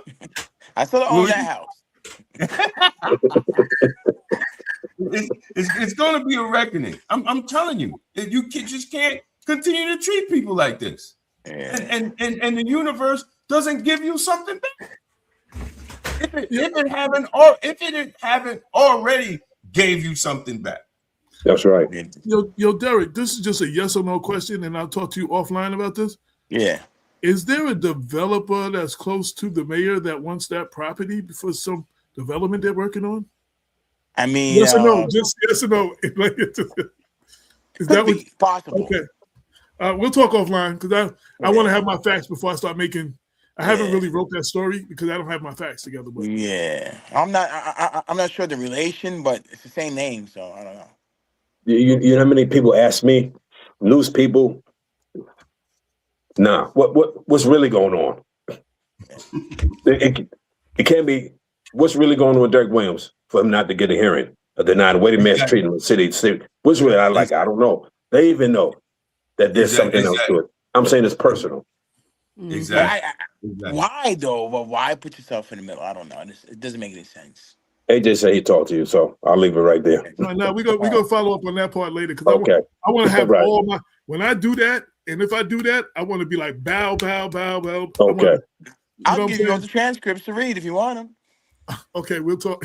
Yes, absolutely. So anyway, we're coming to the closing show. Any last words? Appreciate it. Larnez, any last words? No, just keep fighting the good fight. Keep coming outside to talk. I feel like the more people that know what's going on, the faster we can shine a light on it, you know? Right. Yeah. So this doesn't happen to not only you, but to no one else. Yeah. Right. Absolutely. Absolutely. So I want to thank. I'm about to close out. I want to thank everybody for watching. I want to thank Jesse. I want to thank Derek. I want to thank all the people who commented on the show. Make sure you check us out at 11 a.m.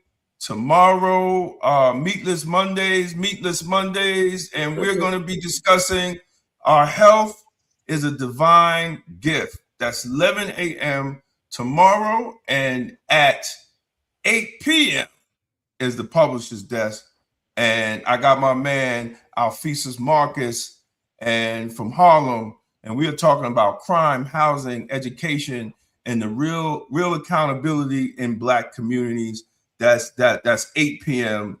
And if y'all want to get a deep dive, if y'all want to check out the other video, we got a deep dive into the voting rights. Is voting rights really about Black power or protecting Democrats? That is up now on YouTube, and y'all could check out that video. Other than that, stay blessed. God bless you. Definitely. And guys. as always, brothers, stay Blacktastic. We out here, man. Good night. Peace out. Are you ready to put your brand in front of the people who matter? Black Westchester Magazine is your platform. With over 90,000 monthly website readers and more than 250,000 YouTube viewers every month, we give your business unmatched exposure. From email blasts straight to our subscribers, to video commercials, website promotions, and targeted campaigns, we've got the tools to help you connect, engage, and grow. Whether you're a local business, a national brand, a rising entrepreneur, or just promoting an upcoming event, Black Westchester is where culture, community, and commerce meet. Contact us today or scan the QR code and start building with us. Don't just advertise, be part of the movement, be part of Black Westchester, be Blacktastic. Black America first. Yeah, Black America first. Fix the house, fix the fam, let the blessings burst. Black Westchester's New Spring 2026 e-paper is now available, featuring the life and legacy of Bob Law, breaking news, and stories that matter to our community. Read it now at blackwestchester.com. Got a sweet tooth? Come to Cupcake Cutie Boutique in Mount Vernon, where every day is a reason to celebrate. Fresh homemade cupcakes baked with love. Stop by 8 South 6th Avenue and taste the cuteness today. Thank you for watching another Blacktastic episode of the People Before Politics show. Sunday Rundown, powered by Black Westchester Magazine. We appreciate every single one of you who tuned in, commented, shared the stream, and joined the conversation. Your support is the reason independent Black media continues to thrive and speak truth without fear. Every week, we show up to bring clarity, accountability, and real community insight to the stories that matter. And you show up with us. Whether you're watching on YouTube, Facebook, LinkedIn, or X, we want you to know that your voice, your engagement, and your presence make this platform stronger. Thank you for rocking with Damon K. Jones, AJ Woodson, and Larnez Kinsey as we break down the issues that many outlets ignore. And thank you for supporting a space where Black thought, Black leadership, and Black truth-telling still matter.